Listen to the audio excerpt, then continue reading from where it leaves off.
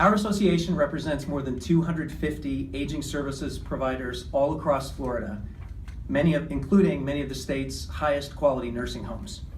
And we're here this morning to help protect Florida seniors from a proposed Medicaid plan that first threatens the quality of care available to those seniors in Florida nursing homes, shifts millions of dollars from caring for seniors to property, and rewards lower performing nursing homes with millions of dollars in unearned windfalls. It's important to be clear, LeadingAge Florida supports the shift to a prospective payment system for paying nursing homes to care for Medicaid residents. But we also believe that this issue is so complex and its implications are so important to Florida's providers and most frail seniors that it's essential for lawmakers to take the time to develop and pass a prospective payment plan that is fair and equitable to all providers and to the residents, most importantly, they care for.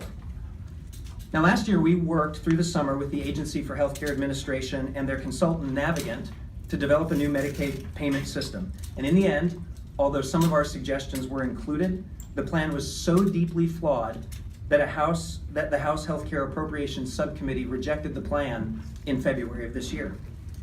Last week, the Senate Health and Human Services Appropriations Subcommittee included in its proposed budget a version of the Navigant plan that was developed by the Florida Healthcare Association.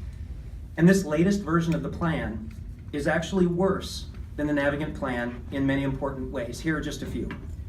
It shifts $44 million in funding that would be spent on care to instead be spent on property. It reduces the total amount of money that is available to be spent on quality. It has no accountability for how those dollars are spent. It absolutely lacks any requirement that any nursing home that receives additional taxpayer dollars under this plan spend a single dollar of that new money on care. Interestingly, it divides the state into two regions for the sake of setting rates for nursing homes, payment rates. Here are the two regions: Dade, Broward, Palm Beach, and Okeechobee counties in the south, and everyone else in the north.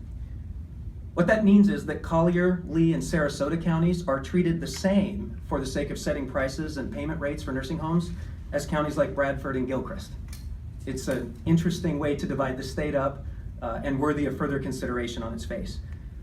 Even though the plan proposes to hold harmless homes that would have lost money under the Navigant plan, those homes that would have gained money under the Navigant plan will still gain. One nursing home chain, for example, with an average CMS star rating of 2.3, where 1 is the worst and 5 is the best, would reap more than $26 million in total from this plan, without having to do anything differently and with no requirement that a single one of those dollars is spent on care.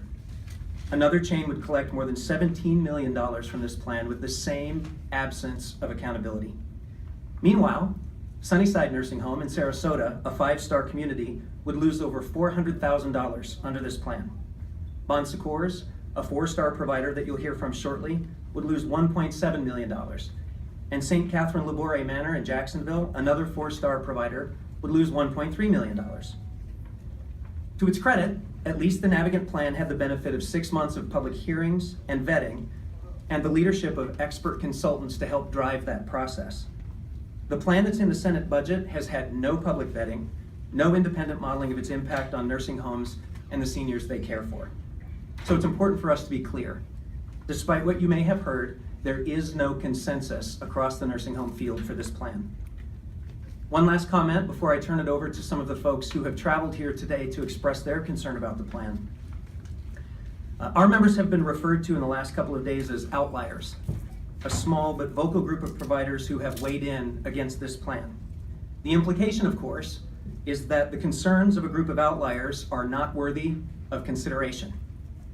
It's important to note that the outliers affected by this plan share an average CMS star rating of over 4. They are among the highest quality nursing homes in the state. They are, in fact, the nursing communities we all hope are available when we need the assistance of skilled care. This issue is complicated, and any major change in the way nursing homes are paid to care for Medicaid residents must be thoughtfully considered and carefully vetted. This morning, we urge the Senate Appropriations Committee to strip this proposal from its budget and to direct AHCA to continue working on a plan that is fair and equitable and that does not needlessly disrupt the nursing homes that are providing excellent care across the state of Florida every day. With that, I would like to introduce